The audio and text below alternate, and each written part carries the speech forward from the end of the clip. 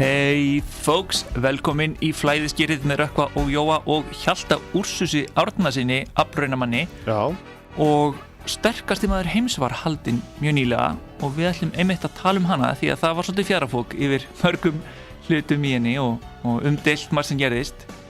Velkomin í þáttinn, Hjalti. Já, takk hérlega samanir og gaman að koma hérna.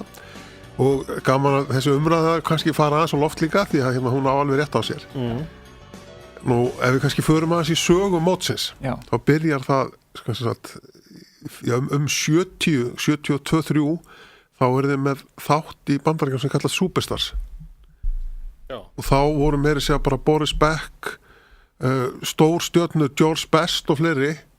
sendir í 100 metra hlaup, ólympískar lyftingar, glímu, sund. Þetta var njótt gríðarlega vinsælda, Superstars. Já, þetta svona eins og fjölþraut með frægum. Og Daley Thompson og einhverju bara stæðstu íþróttastjörnur heims. Já. Þetta bara eins og fengi Ronaldo einhverja kraftakefni, þetta myndi aldrei gerast í dag. Nei, ég held við talað þetta áður að þá náttúrulega myndu allir kæra, hann meitti sig þú veist að tryggingarnar myndu, brjálast af því að við tryggjum hann ekki fyrir milljarð ef hann á að slasa sig í einhverju sundi hérna eitthvað. En þau keyptu frjálsum sundi, lyftingum bara öllu mögulegu. Já. En svo þróast þetta og 77 er fyrsta keppnin. Og þetta allt haldið í Bandaríkjunum. Þetta er bæði Magic Mountains í Kaliforníu og svo Playboy klubnum í New Jersey. Já, þetta er svolítið svona showbiz. Þetta er showbusiness og þannig var mikið að sterkum svona, þarna var tíðarendi bara stóri, mikli menn, þú veist, mikið úr kraftliftingum og kúlvarparar og svona, svolítið svona. Svo var einn bara svona sveitinni, bara einn sem var keppti henni í wrestling og sjómann og voru svona töff náungar sko. Meira sé að Franco Colombo hérna, æfingafélagi Schwarzenegger keppti eitt árið. Já, ég man að þetta voru svolítið svona frægir menn úr kraftíþróttum, en samt ekki kannski endilega kraftíþróttum sem eru góðar fyrir kraftakeppni. Þetta voru úr hérna vaxtarækt og svona amerískri fjölbræðaglímu sem eiginlega meira bara svona sýning. Þetta var ekki Superstar Graham hérna? Superstar Billy Graham. Já, hann keppti hana og hann sagði, þú veist, hann var flottasta viðtala ever í World Strongest. Hann sagði sko, það gekk nú ekki alltaf vel í keppninni, en hann sagði á næsta ári kem ég sko sterkari, flottari og ljótari nokkru sinni fyrr. Þannig að þú veist, uglier than ever before. Þannig að hann sló svolítið í gegn þarna sko, en sem sagt, svo gerist það og það var keppt mikið bara í kraftlyftingagreinunum í raun og veru bara hnébeyju, eitthvað í bekk en aðalega í reststöðu og svo var hálandagreinar, svo kasti yfir ána og svo var drumbalifta, hleðslugrein og þetta var svona, þarna byrjar sportið. Trukkadráttur náttúrulega. Svipað því sem keppt í dag. Já, en svo er þetta þyngst mikið og hérna, sko, breytingin er það mikil í dag að keppendur sem voru að keppa í gamla daga, einhverjir, sumir náttúrulega voru mjög sterkir og aðrir voru ekki alveg sterkir, að þeir í dag, ef þú tækir einhverja keppendur síðan í gamla daga suma, ég ætla nú ekki að taka neina ákveðna menn út en það voru ákveðnir, þeir myndu hvorki fara aftur og bakni áfram með áhöldin í dag, skil. Þetta er það mikið, þeir myndu ekki einu sinni, það myndu ekki fara millimetra á stað. Já, ég trúi því. Munurinn er bara sko svo gigantískur. Þegar þú ert með einhvern úr amerískri fjölbræðaglímu, ég meina hvað á hann þá eitthvað að fara að draga eitthvað sama trukk eins og Hafþór, eða vakstræktamenn sem eru ekkert í svona þyngdum. Já, Luke Ferrigno og hérna Franco Colombo eitthvað svona. Colombo reynda var með góðan grunn í kraftlyftingum, ég held að hann var aftur heimsmet í reststöðu sko. Já, okay. Þannig að hann var sterkur sko, en hann var bara ekki með stærðina sko. Arnoldin hefði verið betri með stærðina sko. En allavega mótið byrjar í Bandaríkjunum og út frá þessu Superstars og Barry Frank hérna, hann sem var með Superstar, hann byrjar með þetta út í Bandaríkjunum og við skulum ekki gleyma því að þetta er stærsta íþróttafyrirtæki heims. Þeir eru með enska boltan, EMG, Transworld, NBA, formúluna, Wimbledon í tennis.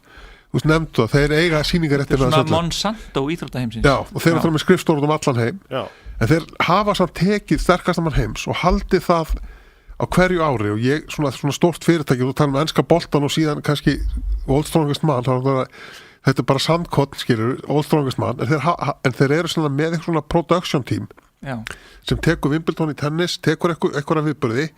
og það er smá glufa eftir, þannig að þeir halda Old Strongest Man alltaf gangandi. Því að þetta er náttúrulega bara smá sandkotn með þessa stóru viðburði, sko, en mjög virt mót og flott.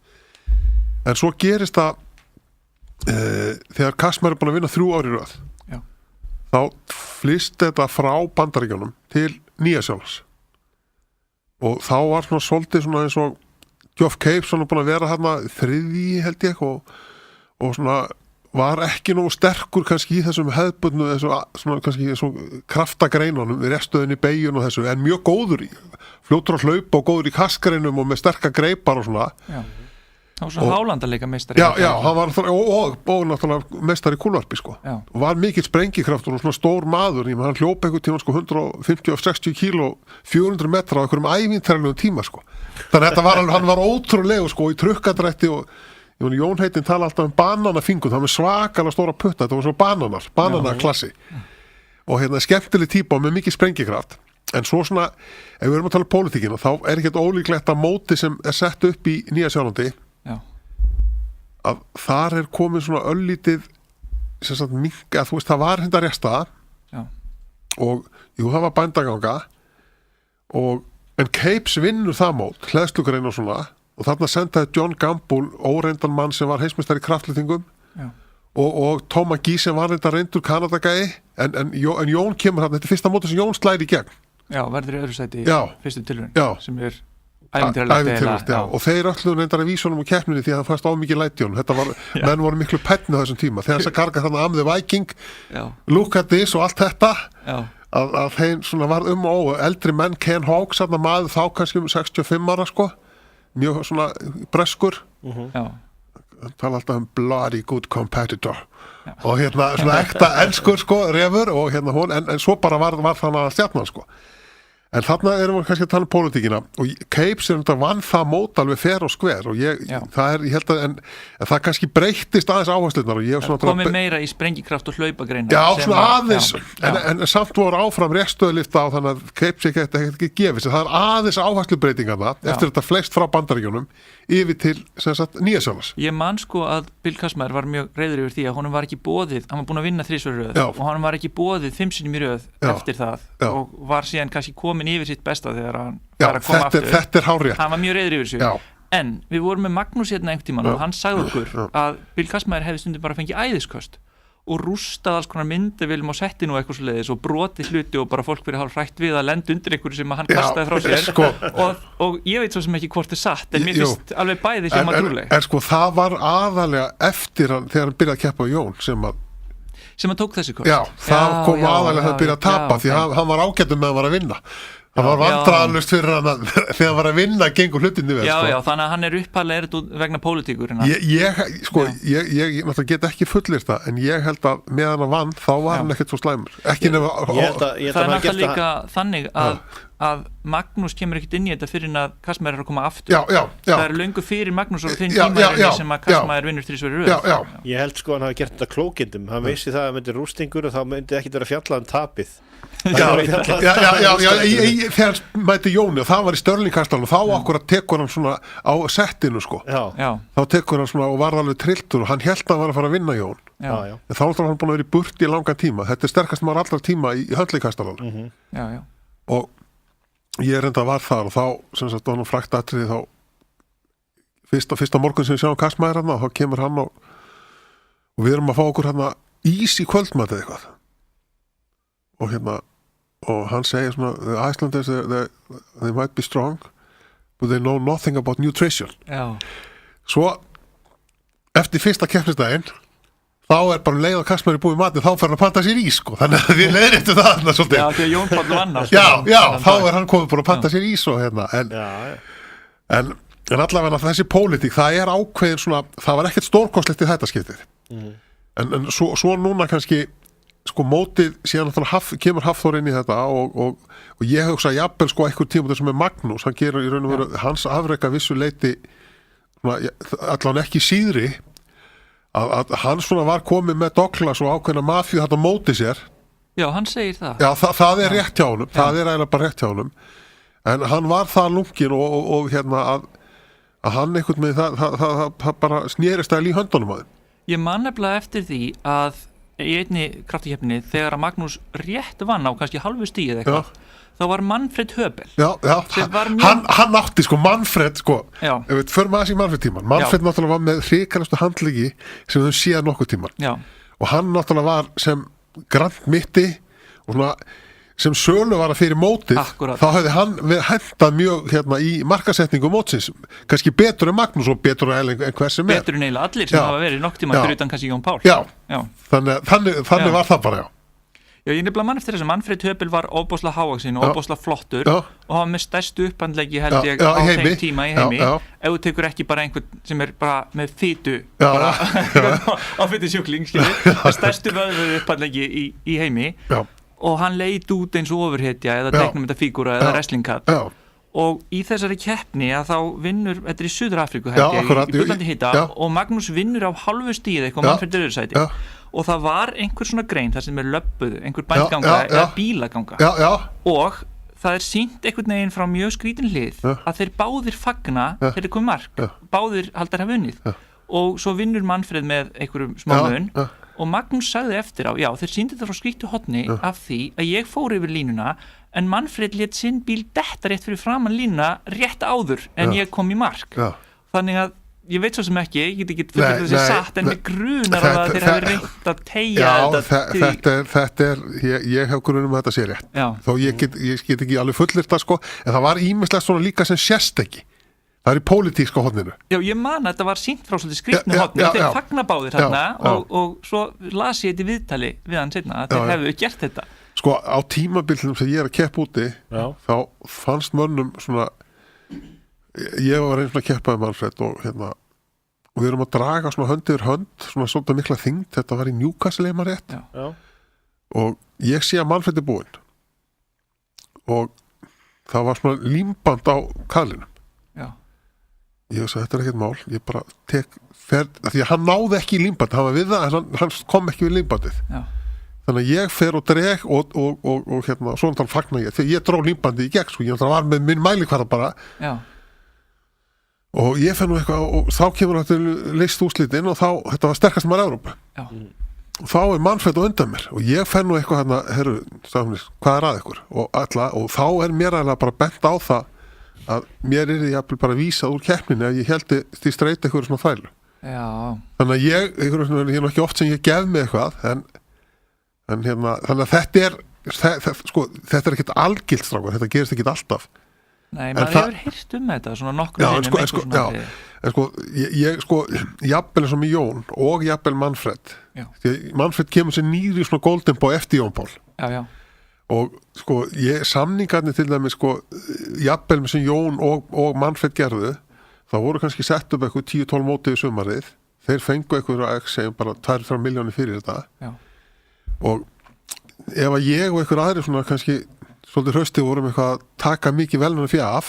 þá var þetta beint tap fyrir mótsaldar, því að það var búið að semja þannig að þeir voru það hrein og beint að tapa á því að sko þetta er rétt að hlutast okkar. Já, það hefur verið mikið talað um að Jón Páll hafi verið svolítið eins og sonur sem að hélt þetta Douglasar og Magnús hefði svona frekar verið lítið hortnuga og ekki bara hann, margir aðrir en sko þetta er ekki eitthvað algilt Nei, ég held mjög mikið búið Jón Páll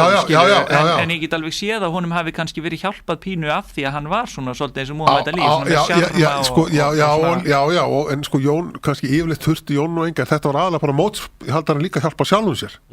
frekarna verið hjálpa Jóni sko Já, því að hann grætti öllu saman Já, ef alls Jón kannski var bara 50 og ef Jón meittist, þá var svolítið skrítin svipustundum á Douglasi, sko, því að þetta var að borga allt út aftur, sko. En þetta svona var þetta bara, en þetta nú búið að breytast mikið síðan. En ef við höldum okkur svo við eins og Haff og sterkasta mann heims, þá náttúrulega óhefnin kannski sem hefur leitt Haffa í þessum gegnum eins og vera annar með hálfu stígi og hvað eftir annað. Og líka, sko, það sem skrítið að í þessu, þú þarft alltaf smá hefni tökum Jón Pál hérna klassistæmi í Finnlandi 90 þá Óti Wilson kemur svo sterkur inn og sko við munið það voru stæðjar sem þið voru að lifta og Jón tekur stæðjan alveg rosalega flott og kastaði mig upp og fagnar mikið en hann glemti því að Óti átt eftir að gera þannig að hann fagnar hann og þeir bara besti tímin og mikið gleði í kringu Jón svo bara sáum við Óti sittur hann og það er bara eins og hann fengi rafstu í hausinn, hann algjörlega trilltur og eitthvað bara don't disrespect me og hann sem sagt, þá var búið ákveða að Jón myndi vinna eða sko Óti átt eftir að fara. Herðu, þá kemur þessi maður hann hátt í 200 kíló og hann dansar bara eins og Muhammad Ali með þetta, hann bara hendir hverju upp að stæðinum upp eins og ekki neitt. Algjörlega átakalaust og bara allt byrjar hann að dansa bara eins og ballerina með þetta allt. Og hann vinnur Jón. Og þetta náttúrulega, og svo bara að byrja að taka stig hér og þar og allstaðar. Svo eina leiðin fyrir Jón að vinna, það er síðasta greinin,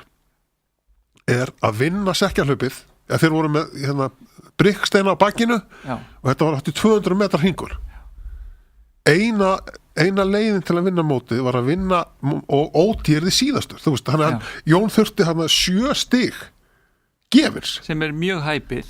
Þetta hefur aldrei gerst, þetta hefur aldrei gerst og mun aldrei gerast aftur. Þetta hefur aldrei gerst neitt nálægt þessu. Og vitum við hvað gerist. Jón vinnur hlaupið og Óti verður síðastur. Já, hann einhvern veginn sprakk og vinnur með einu stíð og var þreyttur og misti dótið sitt og það sem hann var að bera og ég sá klipp af þessu á YouTube daginn. Þannig að sko þarna sjáðu, sko þarna við erum alveg saman og þarna þetta ákveðin heppni, ekki bara Jón sé sterkur og öflugur, en með Haffa, þú veist, þá bara hann hefur margsins lent í því að þurfa kannski 1 stig, ekki 7. Hann hefur þurft kannski hálft stig eða 1 stig. Hann hefur alltaf verið öfugu megin við heppnina. Og svo jafnvel eins og núna, ef við tökum bara sterkastar heims núna, þá sem sagt ég vissi náttúrulega Eddie Hall, nú er Eddie Hall náttúrulega komið sterkur inn í þessu sérstaklega kraftagreinunum, sem sagt hnébauginni, réttstöðunni og svona hann er fyrstur til að lyfta 500 kíló í réttstöður, það ekki? Með böndum, með sem sagt festingum. Já, með böndum, með ólum. En sterkast maður heims er miklu meira en bara þá þarf það að geta hlaupið líka og sett hleðslugrein og ýmislegt.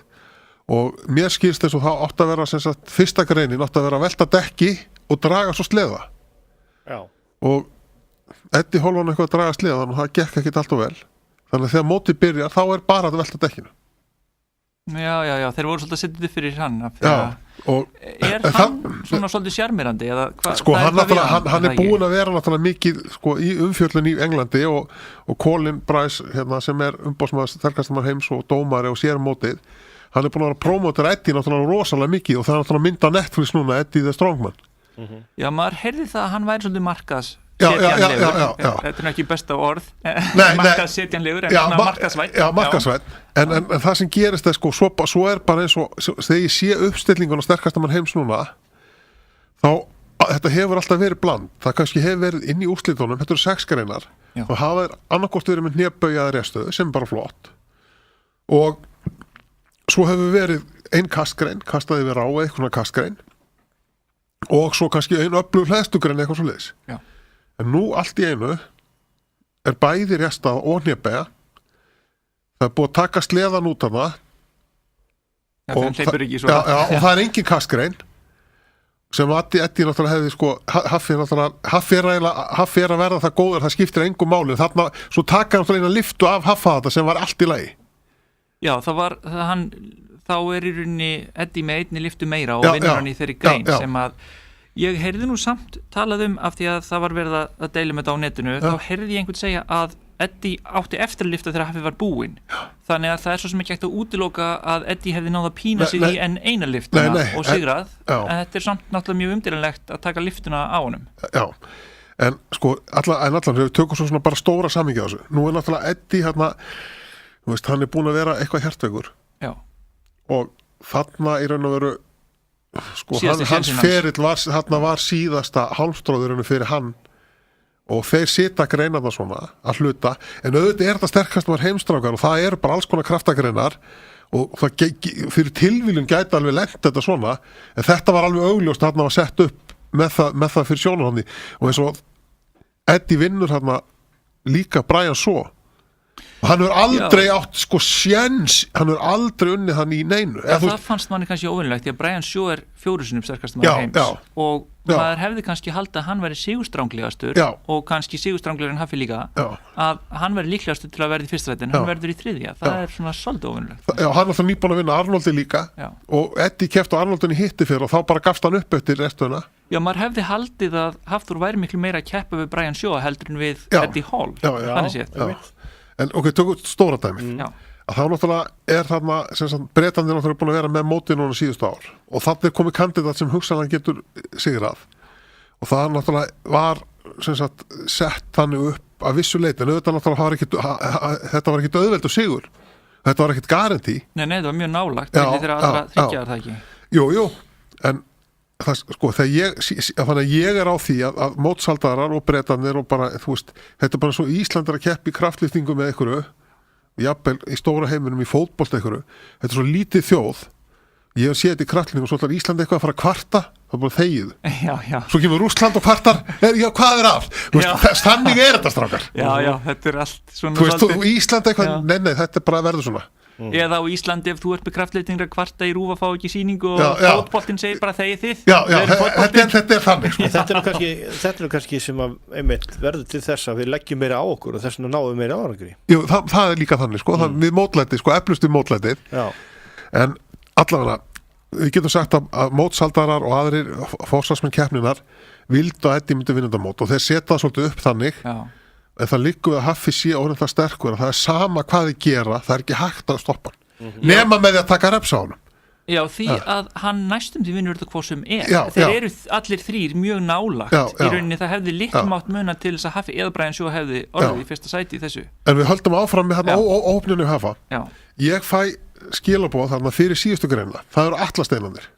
Einmitt, sem er hlæðslugreina Kúlusteinanir, sko, sem lyft upp á og ég sé, herðu Eddie er með 3 punkt á Haffa núna það mun ekki dögunum eins og ég hef séð þess að keppna fyrst með henni það mun ekki döga því að Haffi vinnust allasteinana Brian Shaw er miklu sterkari Matthews Klinikonski pólverinn mun vinna það er strákur 1.94 hrikalega athletic og sterkur og svo Kerjón Kanadagæn þetta eru 4 gæjar sem og jafnvel sitt durast líka það er eiginlega 5 sem sjötta sæti hefði verið eðlilegur árangur fyrir Eddie en það þurfti 3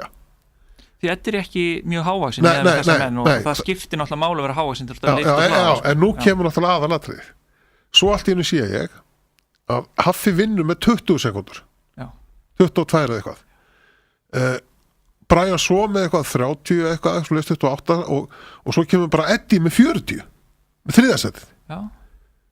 og hvað varðu Matthews og Klinikonski og hinastrákana herðu þá í staðin fyrir að þetta séu svona mjög háar súlur sem steinandur eru settir á þá verður þetta allt jafn litlar súlur þannig að stærðin hjá Eddie sko það var alveg og það er endanlega sko þannig að sko ég sá ekki við því sko hefði ég vitað að þetta væri allt bara í 1.50 ekki 1.80 sko eða 90 þannig að það var ekki bara eitt sko Nei, þetta er náttúrulega mótsaldar að geta mikið ráðið sem með því að velja greinarnar að til dæmis ef þú tækir sko Kasmair eða Jón Pál á sínum bestu árum að þá náttúrulega ef þú hefur bara púra kraftgreinar þá er það meira Kasmair en ef þú þarft að hlaupa meira og hlaða þá er Jón Pál sterkari og greipin akkurat, að þeir geta mikið gert með þessu en svo þeir fara líka í raun að breyta greinunum sjálfum sko þá er þeir komnið svolítið langt finnst mér líka heilt að sjá það annað sko bara það hefur alltaf verið ein greipagreina þetta er náttúrulega mikið með ólar þannig er engin eins og bændaganga eða tói eitthvað með höndunum eða eitthvað það er engin greipagrein yfirleitt hefur alltaf verið inn í úrslitunum bændaganga eða eitthvað sem reynir crossfesting, það sem er halda Herkules halda greipagrein það er dottið út kaskrein dett út það dettur allt út af það sem allir stopparar en það gaf Eddie bara út að hann væri hættur En það Eddie hefur aldrei verið neitt rosalega hátt í þessari keppni hefur hann nokkuð tíma náðu öðru sæti áður hefur hann ekki verið 3. og 4. Jú, og svo hefur hann bara hætt undan sko hann hefur yfirleitt ekki bara farið í gegnum mót eins og Arnoldi ekki núna heldur í fyrra þá bara hefur hann gefist upp á en auðvitað er Eddie frábær sko afbrunamaður og hrikalega sterkur í þessum statik greinum en sterkastum heims hefur bara snúist miklu meira en það, alltaf sprengikraft, geta hlaupi, geta hlaðið og athletic svona sko hlæðslugreinar og allt svoleiði sko því annars getur alveg eins keppt bara í kraftliftingum eða blöndu af kraftliftingum og olimpískum ef þetta er bara standandi styrk sko, en ekki hreyfandi styrk ég er nú búa til hugtök sko þetta er statik sko og svo náttúrulega bara þetta athletic sko að geta þannig að hérna, en að því hérna sem sjáðist strákar sko, við vorum að tala Jón hérna þegar Óti verður síðastur Jón vinnur og hann fær hérna 9 púnta þetta svolítið og þarna hefði sko Hafið þurft sko 3 og sem hafa alltaf unnið hvað sem og svo líka einu sinni að tapa hérna þessi dura sigur hann einhvern tímann þá allt í hennu klikka hverju 2 hérna Mike Burke og sem alveg gríðalegu steinatökumaður miklu betra en Sidduras, Mike Burke og held ég Brian Shaw líka tapa þeir í fyrsta skipti fyrir Sidduras og aldrei tapa ævin áður en þegar það kom í úrslitagreinna og Hafið þarf að vinna og þetta var með þetta var það fáránlegt að sko Mike Burke hann einhvern veginn missir steinin einhvern veginn og það fer til eitthvað súlan og Brian svona lítur á hann og fipast þarna 1 sekundu bara á það sem að gerast hinum einn og það var þessi sekunda sem dugði til að koma Haffa út úr en þetta náttúrulega af því að sterkast maður heims eins og við höfum talað þegar þú varst áður í þættinum þetta samanburðargrein þetta í hvaða sæti þú lendir það ekki ákveðin kvarði það sem þú segir fyrir 20 sekundur þá eru 2 stig og fyrir 30 sekundur þá eru 8 stig það er tugþrautin það meira eins og kraftliftingar skilur þú liftir 300 kílóum, þú liftir 400 og svo berður það saman að það ekki hvað þú varst í hvaða sætið þú varst í restöð og bekkur heldur bara hvað liftir mörgum kílóum og það erfitt að kvarða sterkast mann heims beint svona þannig að það alltaf svolítið heppni eins og þú segir ef einhverjir 2 eru betri en aðalandstæðingur þinn í einhverju grein og þeir meiða sig báðir, skilur, þá hinn allt í hennu bara 1 stíja á eftir þér þannig að þetta alltaf og verður alltaf svolítið heppni og svolítið ósengjant þess vegna en ef þú náttúrulega keppir nógu oft þá svolítið jafnast þetta út nema þú sért Hafi þetta saman sérst í svona lipurð og útsjónarsemi og krafti það það sem skiptir máli það er allt í lagi En ég vil tala áfrastakar hérna eins og kemur sterkast maður Íslands núna sem núna í fjölskyldugarðinum á föstudaginn klukkan 4 og svo erum við í miðbænum hérna við Ísbjarnarflöttina beint á móti Ráðhúsinu klukkan 1:30 á laugardaginn og svo endum við í Mosfellsbæ klukkan 4 og núna eins og við erum að tala fótboltan og allt þetta núna náttúrulega Ísland og Króatía mikil umfjöllun og mjög flott mér samt skýtsam fótbolta en ég ætla að gefa eitthvað smá vísbendingu ESPN, stæðsta íþróttastöð heims kemur og tekur allt mótið þannig að ég nokkuð viss það að litla stóra Iceland Strongest Man mun á endan vera með meir umfjöllun heldur en Ísland Króatía miklu meiri Magnað. Við fögnum því þannig að það ótrúlegt aðdráttarafstrákar raun og veru sko og þetta miklu til líka út á Hafþóri en við erum að fá á hverju einasta ári koma útlendingar það ykkur að koma frá Hollandi bara á þetta mót menn á að koma frá Ástralíu hérna út af bara kraftabransan því að þetta einhvern veginn eitthvað inn í þjóðarsálunni hérna og fólk einhvern veginn svona Icelandic myth eitthvað, og líka við verðum með Húsafellshelluna upprunalega helluna Akkurat. Og Hafið það náttúrulega það sko við erum með sem sagt það veluna fíamótinu og síðan sko alltaf bónus að vera með 100 svona velun fyrir sirkushandlóðið bara sér og svo 50 skall fyrir helluna og ég nú vona Hafið taki hellun og sitja nýtt með þetta upprunalega hellan og ef ég maður rétti metið 70 metrar og þannig að það verður spennandi sko, ég fór nú sjálfur eitthvað 67 og ég held að Andris hafi farið 71 metrar og það verður svolítið þannig gaman en ég eiginlega efast ekkert að Hafi mun taka það en það þarf að gera það það er málið það þarf að klára dæmið þannig að hérna þetta þekktasti afbruna steinn heims og þekktasti afbruna maður heims á sama tímanum og stæðsta íþróttastöð heims Mér alltaf samt pínu illa við Húsafellshelluna því að Magnús verið mistana einhver tíman og hérna á Íslandi og var í öðru sæti því að mistana sem sterkastur heims og þegar við heldum þetta þá vann hann ekki og það alltaf svolítið svona þjóðar svona pínleg heit fyrir okkur öll En sko Magnús gerir hann eins og hann alltaf útpældur og gerir lengi tækli mistök, hann gerir svona hann hugsa þetta rosalega vel út á pælir og hérna og en þarna var bara búið pæla á mikið auðvitað átti hann að nota bara sömu tækni og ég og Andris og fleiri sem höfum farið langlegst miklu lengur en allir sem voru keppni sterkast náður heims hérna hann ætlaði að hagra þenni eitthvað hann ætlaði að sita, hann situr hann alltaf ofalega upp á brjóstið á sér og situr hann ofan á beltið sem tekur hann mjög ofalega og menn náttúrulega kannski hún náttúrulega 186 kíló og pröfa að vera með 186 kíló á lungunum að þú ert að labba og hann sá ekkert í fyrsta lagi, bara sá beint í hesteinin og síðan náttúrulega fer andadrátturinn að þyngjast svolítið hressilega þú ert með þetta fjall hérna á lungunum þú sérð ekkert og þrátt fyrir hann hefði getað þá voru skilningavitin í staðin fyrir bara að vera með hann neðar og bara hanga á henni en hann sko það þarf svolítið sko að setja hann bara hann upp á framhaldleikinu svo það bara gefi í og það er erfitt en það er aðferðin en það er hægt já, og byrja þá með hann þá ofarlega og svo þegar orðin eitthvað þá að reyna kannski, það mátt byrja kannski aðeins ofar og svo síga niður, það er allt í lagi en að byrja svona ofarlega þannig að þú veist þarna sko, þú má ekki pæla heldur allt of mikið, það getur og þarna náttúrulega ég hugsa bara að Magnús hefði bara tekið hann eins og ég og Andrés bara hendin upp í fangið og ekkert verið að setja hann alveg efst upp á brjóstkassan þá hefði hann líklega að lappa með hann titil líka örugglega já. En þeir hlusta Flæðiskeri útvarpi sögu Hjalti Úrsins Árnason, hjá okkur gestur aflaunamaður, Jóhann Kristjánsson og Rökkvi Viðarsson hérna með okkur í Flæðiskerinu og við komum til skammastund en Flæðiskerið hér á útvarpi sögu og Hjalti Úrsins gestur okkar Rökkvi Viðarssonar og við vorum að tala aflaunir og samsæriskenningar í því svolítið já, pólitík og peningar og allt, sko, þetta er náttúrulega bara og kannski sérstaklega hættulegt í kannski eins og svona litlum sem eftir hálfgeir þetta er sjónvarsmót sem slíkt og það er engin alþjóðleg samtök eða íþróttasamtök eða neitt á baku þetta Nei, þetta geta fáir svona ákveðir við höfum þessar greinar núna og breytum þessar greinar það er ennþá meiri hætta kannski á spillingu heldur en segjum kannski knattspyrnu þó að þessi náttúrulega veðmála spillingar og alls konar spillingar allstaðar sko Já, það er öðruvísi tegund af spillingu eins og ef við yfirferðum yfir á pólitík eins og spillingin í Íslandi er óbærslega mikið svona þessi réði frænda sinn og þessi var með fyrirtæki og ríki styrti það er svona mjög svona einhvern veginn svona augljós frænsimis og náspilling en úti er þetta meira svona þessi hérna risasamsteypa er búin að greiða fyrir þú veist kostningaherr fyrir þessa margt, þetta er svona stærra í stærri einingum, eins og kannski FIFA sjálfsagt spilling í FIFA líka en það er svona í stærri einingum frekar en bara einn maður það er veruleg spilling í FIFA FBI bara síðan skrifstof bara að rannsaka bara FIFA þannig að það er nú ekkert ég er í FIFA-deildin það er FIFA-deildin, það er bara eins og Ráðhús Reykjavíkur sko nei, svo kannski svo með knattspyrnu það kannski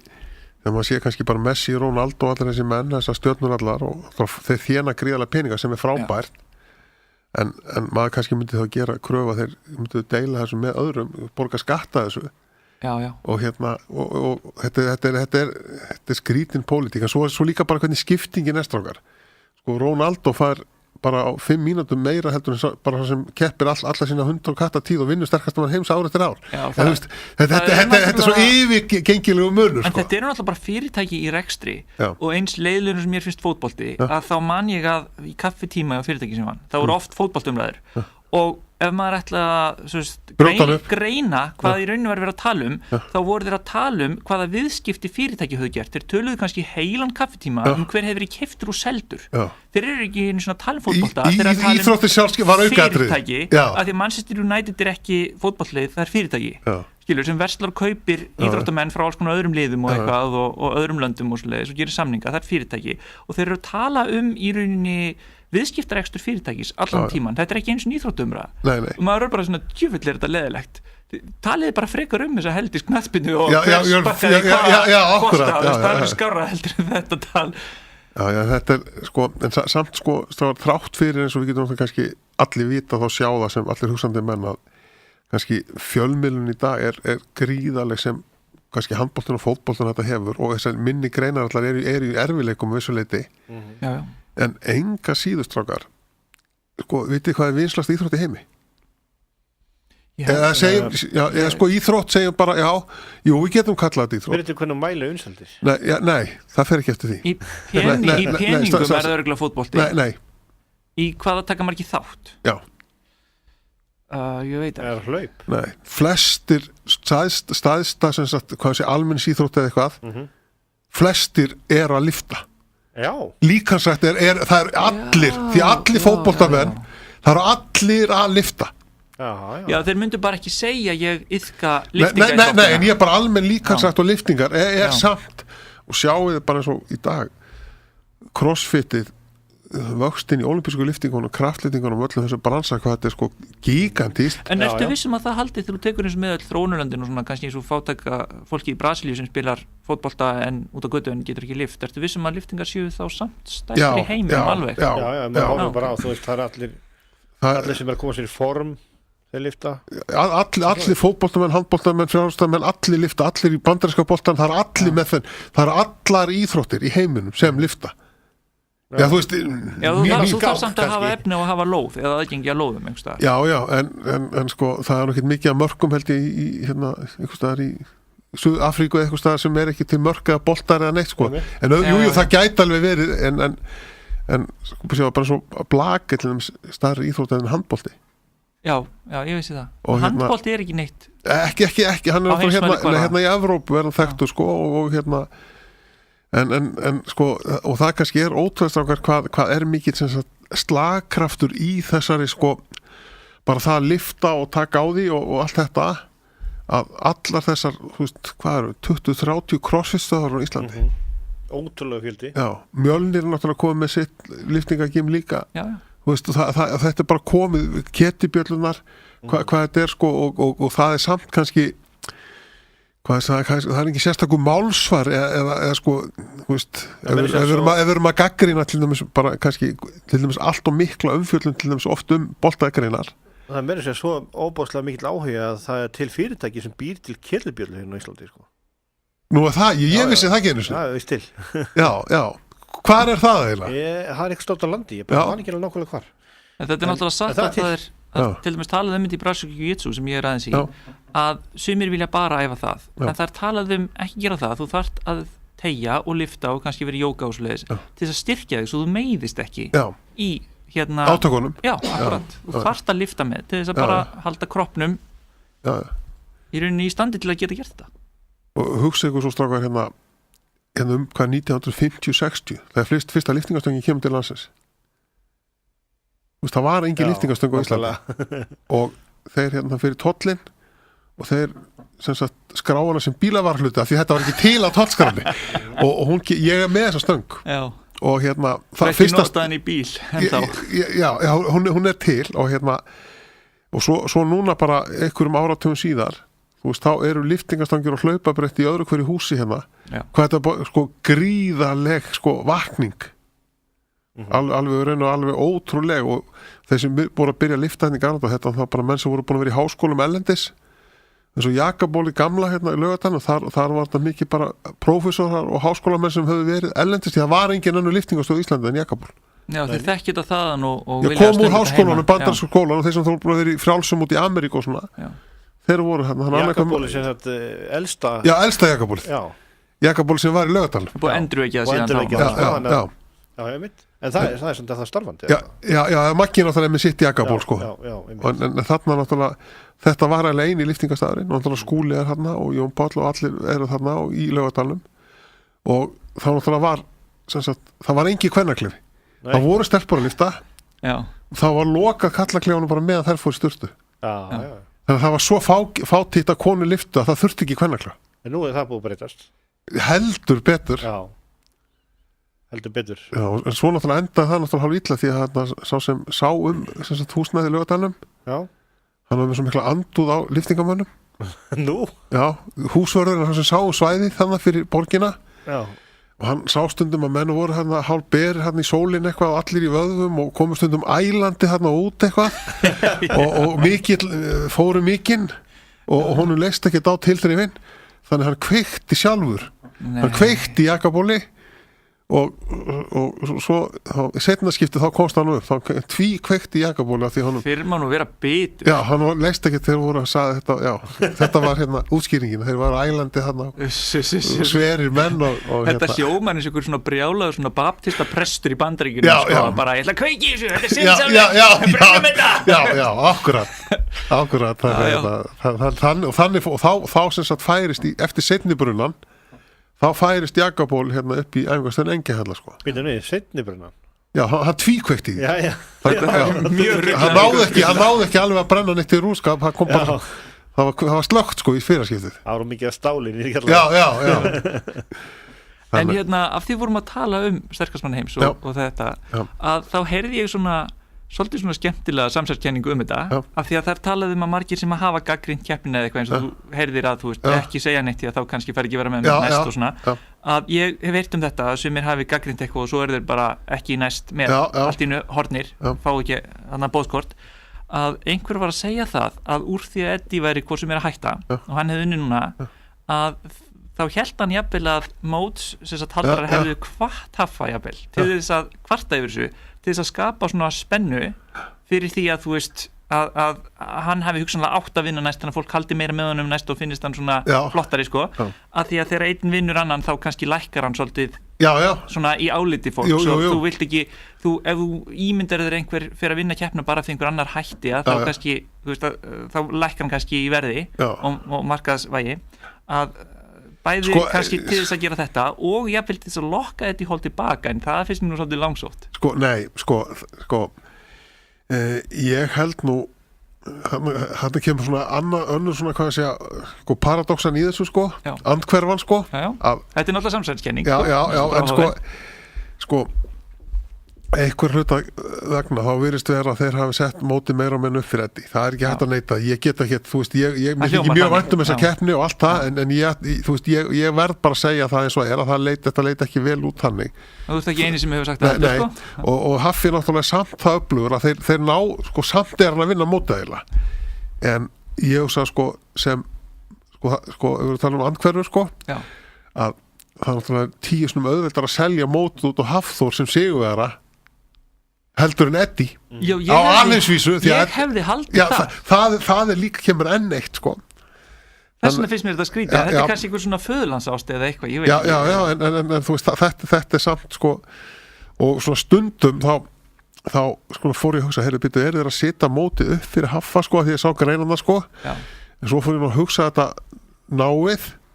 og þá fann ég það út að Haffi er eiginlega bara ekki meðnina veikleika þannig að það er alveg sama hvað ég sitt innan það er þá allt sem hendar Haffa því hann er bara hann er svo fjörlæfur og hefur í raun og veru enga veika hlekki þannig að ég hefði haldið það að hann var allavega mjög markasvæðin af því að það eru allir, jáfnvel þó hann hefði bara leikið í rauninni mjög stutt í Game of Thrones þá virðast allir muna eftir því og allir eru að tala um fjallið og eitthvað svona og það virðist sem hann sé í rauninni bara með forlög að lenda í kvikmyndum því að hann passar í þar, hann er svo stór og þú þekkir hann strax þú sér það og svona, hann hefur allt þetta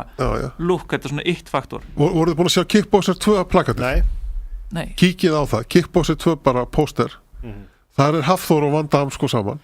Já, alveg rétt, þú varst að tala hann hefði verið úti í tökum og verið með alla græjurnar með sér til þess að æfa sig fyrir sterkast heims Þeir Rók Fitness að það senda honum og hann náttúrulega kostar að Rók í dag Haffi að hluta sem við talum hvað æðið í kemum fitnessið og sérstaklega crossfiti núna og svo aflaunar allt þetta og nú er Rók náttúrulega þetta er bara risa fyrirtæki, byrjar að selja stangir sem má nota bæði hjá Alþjóðakrattlingasambandinu og Ólympíusambandinu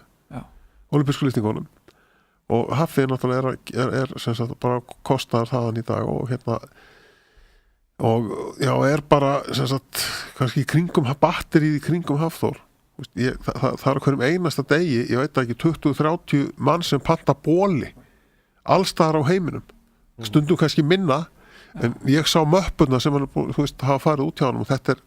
er ævintýra leggstrákar Hensson hefur alltaf við að prenta þetta er íslenski bólir Já, Hensson er sjálfsögðu því Hensson er því, merkja þetta og þannig að þú veist áhrifin og svo ef hann er einhvers þar alþjóðlega í einhverju umfjöllun eða eitthvað þá bara fer bólasalan alltaf á flug og þetta er náttúrulega fágætt að Íslendingar nái þessum hæðum ellendis og ég bara eins og með samfélagsmiðlana sem ég er svo gamall maður ég er ekki alveg sem sagt búin að samþykja þetta en blákaldur raunveruleikinn þessi að Björk eða eitthvað í Hafþór er langvinsælastur öllum held ég í þessum samfélagsmiðlum það eru 100.000 eða eitthvað miljónir sem bara fylgjast með honum Í dag er miklu meira talað um Hafþór heldur Björk Já, enda náttúrulega hennar tími löngu búin sem þannig kannski ef hún hefði verið á sínum hátindi þegar Facebook og allt var þá hún kannski orðið 10 svona frægar líka hvernig það kemur inn í bransan og Hafþór er náttúrulega rosalega á réttum tíma einhvern veginn. Kemur inn í þennan tíma þessum interneti og Facebook og allt þetta og Instagram og allt þetta bara alveg á yfir snúning sko. En hvenær kemur myndin Kickboxer 2? Herðu, sko hún var tekin upp í fyrra þannig að hún ætti bara að lenda í bíó og núna held ég bara það bara og það Mike Tyson leikur inn líka Hafþór og George St. Pierre hann fyrirverandi UFC mestari. Ég hef svona nánast hitt hann, ég hef ekki talað við hann en ég hef svona verið í saman herbyggju hann. Ég æfði í saman gimmi og hann í Montreal líka. Nú að það? Já. Varstu í Montreal, já? Já, en þegar ég ætlaði að láta taka mynda með honum þá var hann bara ekki á staðnum. Já. Bjóðar 2005. Trístar gymmið það ekki? Nei, það var í Gamma. Hann fór á milli Træstar og Gamma. Já, varstu í bara miðborg Montreal eða? Já, Gamma var í miðborginni og ég bjóð hann og æfði og hann var akkurat þá í Gamma en svo fór hann var í Træstar, fór í Gamma og fór aftur í Træstar sko. Það sko, þegar við erum að tala afbreyðunar þetta þá keftum við alltaf á Mark 10 hérna í Montreal í gamla daga og það, þú veist, þá eru bara 10.000 sem komu að horfa á afbreyðunir. Ég ofta að hugsa þetta bara eins og Arnold Classic núna, það koma kannski 5.000 að horfa á sem sagt loka keppnina þegar Hafþór og þeir eru að keppa og Arnold sjálfur og Stallone með hann í Hafbel og í gamla, þetta var í Vegetarians Memorial og en í gamla dag, eldgana dag þá komu átti 20.000 að horfa bara á Strongman, engin Schwarzenegger þú veist, hugsa ykkur, Montreal náttúrulega Quebec búarnir og þetta náttúrulega sko tengi svona minnihlauta hópar, Íslendingar Litháinar, Baskarnir þessi litlu hópar þeir eru rosalega vilja endilega hafa sterkustu mennina. Já, þú hefur talað um þetta áður, að svona þeir sem að hafa svolítið verið kannski undir einhverjum nýlendum eða þeir eru svona minnihlauta hópar að þeir vilja svolítið sína mátt sín og vei. Við vinnum Danina í einhverju, þá erum aðeins búin að ná þeim tilbaka. Og það er þá alveg gríða í Kanada frá allri, en sérstaklega í Quebec-fylkinu sem er frönskumælandi. Talaðu frönsku hana? Nei, ég kann bara svona hrafli í frönsku. Ég kann að segja einhverjum ég geta skýta á frönsku. Já, ok. Ég hef svona mér hefur verið frista til að nota það ég hef ekki gert það ennþá ég kann svona að byrja einhvern veginn að opna hurð fyrir mig Varstu eitthvað var við afbröðina svona kannski þetta fer í eitthvað svona sveiflum yfir sko? Nei, það var meira bardaga George St. Pierre er svona að verða hann var íþróttamaður Kanada náttúrulega sko Já, hann er svona að verða rosalega stjörnu og það er rosalega mikið bandaríska fjölbræðiglíman þessi hérna sem er inn í sín WWF Já, hún er svolítið vinsæl hérna og það allt en þetta er hússegur að 20.000 manns mæti ykkur að höll að horfa menn lifta svo aðalega þú veist, þarna var kallinn sko Jean-Claude Arsenault sem var sko með fyrstu til að flytja Afrikubúana inn í marathon, Montreal marathonið og það var skólaus svona dökkur maður sem var að hlaupa hérna að þetta vakti heimsathygli þannig að hann var mjög sterkur í prómónu og var alltaf með og er ennþá með Montreal marathonið sko og hérna Flæðiskerið, það er á endarunni vís núna við þurfum bara að fá því aftur og endilega kíkið á sterkastmann Ísland Já, ég minna sterkastmann Ísland sem helgina 16. og 17. júni, Fjölskyldugarðinum og niður í bæ og Mósesbæ, Hafþór, Ari það eru allir þessi flottu strákar og bara fylgist með okkur hérna hér gera slutinir, hérna sögu í Kraftabrassanum Nákvæmlega og hérna það verður ekki farið í kringu fjallið á klukkutíma, það er ljóst Flæðiskerið endarunni Hjalti Úrsins Árnason, við ætlum að þakka kærlega fyrir komuna Rökkvi Vistinsson og Jón Kristjánsson, þakka fyrir sig. Takk hérlega fyrir mig.